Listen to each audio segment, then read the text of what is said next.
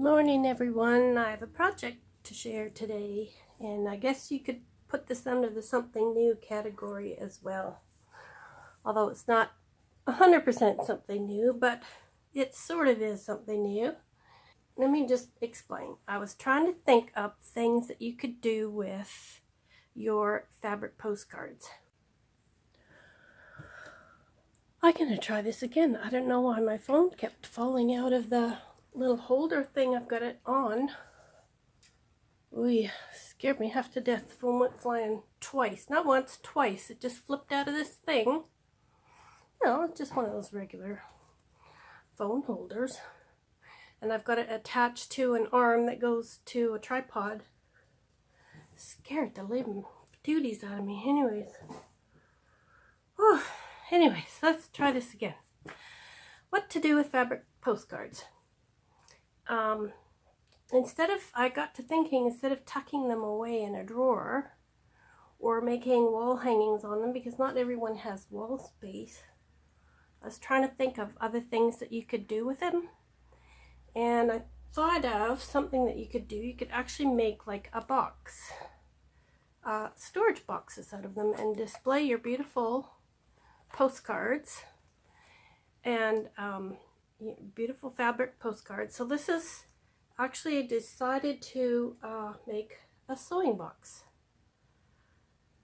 So I had some fabric postcards that I've been making, and then I made a few more. I just kind of threw some together. Well, not really threw them together, but like this is kind of plainer than what you would normally do when you're sending someone a fabric postcard. You would probably decorate it up a lot more than this, right?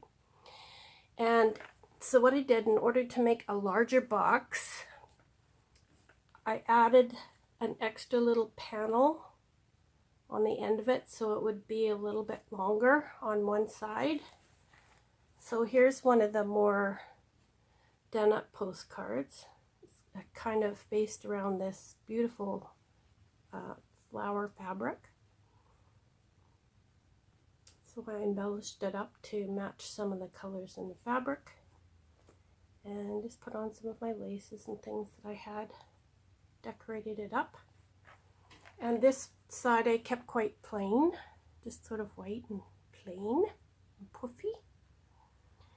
And then this is a blue side that I made with some of that beautiful oriental fabric. And this was a scarf with these little blue tassel-y things on them, these dangles. And I glued these dangles onto the lace here. And then I put on some blue lace around the edge and some part of it. And then this green braid, Chinese braid, which I thought was appropriate with the oriental background. And it has some green and some gold in it, but it looks really nice up against this blue. And then we're back to the purple and blue, and this was a piece of sari, and so I put some purple lace and one of my appliques that I dyed purple with a button. Now the bottom of this box is just, I had this beautiful fabric, was part of a curtain, and so I padded it and used it for the bottom. And you can see I had these polka dot kind of ruffles that I used there, and then finished it off with some white lace. So I thought, well, what could we put in this box? Oh, and these are another two postcards also. This is some more sari fabric that has this beautiful bling on it, beading, and these are all sewn on beads, all of them. And then one of my flowers with some more of that beautiful rosy fabric, very shabby chic fabric. And then I used this, I glued this applique on as a tab, and everything is glued on basically. There's the odd bit of sewing, hardly any really, but everything is basically glued on. And this one here has some crocheting in the back, some vintage looking crocheting, and some more dyed appliques, and some little flowers in the corner, and some half flat back pearls along the edge here. So I thought that was quite nice. So what do I do with the inside? I decided this would make a perfect little sewing box for someone who likes to sew and would like either a little armchair sewing box, or maybe for a teenager or a tween who's just starting out sewing and they want their own little sewing box. And you could put a handle on here, make it easier to carry if you wanted to. That's always an option. So let's have a look on the inside. Now when you flip it open, it has some more of this shabby chic fabric here. So pretty. Sorry, I keep finding glue strings everywhere. That's normal. And I used these doilies, this one doily cutout and these two little doily cutouts on each side as a hinge. That's what I used to hinge it with. So there's these doilies on each side of the flap. And then you can use these padded parts here as pin cushions when your sewing box is open. So let's have a look at the inside. First thing that you see is this, and this is a little sewing book that I made. So let's have a look at it. Or a needle book. This is a little needle book that I made. Let's have a look at it. Put it right side up. And it has wedding dress satin that's covered with this lacy fabric, and then it has just the white lace around the edge. So when you open it up, I put a few things in here to get you started. I did put some wedding dress applique here in case you wanted to, decorate up the outside of your sewing box maybe, and that might get you started on that. So there's a pocket there, and I put that little applique in there. And then I got you started with some needles as well. There's a few needles in here and pins, some different sizes. And then these ones are just blank, so you can put your own things in that you want to put in. And then in the back, there's a couple of containers of buttons. So there's these round buttons, and there's this little baggie of buttons, and this reads that it came from St. Vincent's de Paul thrift stores. So I'm not sure exactly where that came from, which thrift store that is, because I don't recognize the name in this area. And then the back again is just the same fabric as the front. So I left it plain so that whoever gets it can do their own embellishing or decorating on it if they want to, or they can just leave it plain. And then it's just tied with a bow. So that's that. So what did I put on the inside? Well, there's a little ruler, a measuring ruler that every sewing box must have. The other thing that I don't have extra of, and if I can find some, maybe at the dollar store or whatever, I'll put in here. And one is a measuring tape, and the other is a pair of sewing scissors, or at least a little thing, a little teeny scissors, maybe like a nail scissors, so that you can snip your little thread ends and what have you. And then on the backs of the fabric postcards, there's usually pockets, right? So these pockets I had put in the back of the postcards when I made them. And so you can utilize those little pockets to store your sewing paraphernalia. So I put in some buttons. There's some different colored buttons. This looks like it's vintage. And then these are some buttons which look like they came from a thrift store. probably, I didn't put them on there, so somebody must have. There's some white buttons. And here's some buttons that are a little bit blue. They have blue lines on them. They're cute. Put that in there as well. And then this pocket, oh, this pocket I think had the ruler. That's what it had in this pocket, was the ruler. Just put it in like that. This pocket has a brown zipper. Not an easy to find color in a thrift store, I don't think. And then on this pocket here we have more buttons, some round bubbly plastic ones, some dark ones, some shirt buttons, more shirt buttons, or at least I call them shirt buttons. I don't know what you call them. These are really pretty, tiny. And then more buttons in a container. And I think that's it for that one. Oops.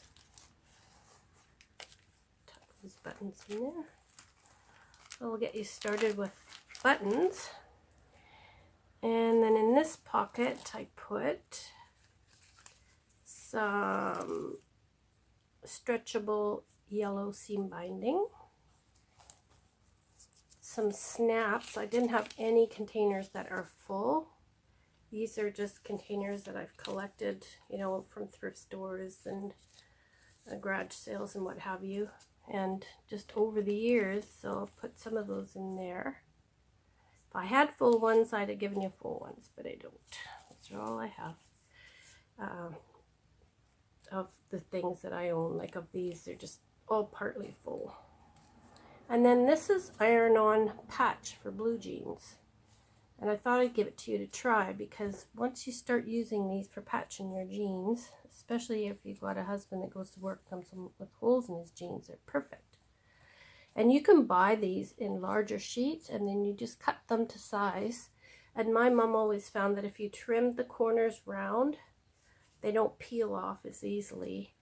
In fact, she says they never peel off if you cut the corners round. And then there's a couple of more zippers in here. I found a large white one. And you know that you can cut these zippers down shorter if you need to, and you just stitch them really well. Make sure that the zipper isn't going to come off the end of it. And you can, you know, make different sizes out of them. So there's that zipper, and then there's also this red one. This might be a vintage one, I'm not sure. But again, a nice rare color, I think. And then, of course, every sewing box needs a ball of wool. And then I put some threads in here for you. There's a red thread and a white thread. And then every sewing box also needs a little bottle to put some fasteners in. If I remember, I will put some fasteners in here to get you started. I have a whole selection of different types. And I forgot this little pocket. This little pocket here has some white Velcro.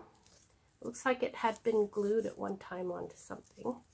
And then there's some black Velcro. So that's a good little sewing box to get you started. If I can remember to, I will go pick up a little pair of scissors and maybe a crochet hook for crocheting the thread. Put some more fasteners in here, and what else do you need? Oh, a tape measure. A tape measure. You need a tape measure. I may have an extra one around here that I can put in, so I'll make some notes. Oh, and the bottom, I forgot to show you the bottom. And the bottom, over top of the bridal satin, is this beautiful part of a doily that I cut apart. That looks really beautiful in there. Oh, don't go anywhere. Yes. So it gets you going on some threads and some different things. So I'll have this, I'm going to list this up in my Etsy store. So that's kind of my something new, making a sewing box or a storage box out of your fabric postcards. So I hope you enjoy this video. I hope it inspires you to create something with the fabric postcards. And I think this would be perfect for storing laces or snippets. I think it would just be perfect for that. Or even, you know, your flowers that you make. You could store them in here, store your best ones in nice boxes like this. And the reason why I made it all different colors, I forgot to mention to you, is if you want a little change to your room and you want to decorate it up with blue, for example, add some more blue things or change up the colors. It's always nice to change up the colors, I think, in a room. So you can do it easily by putting on, say, a blue curtain, some blue table toppers, some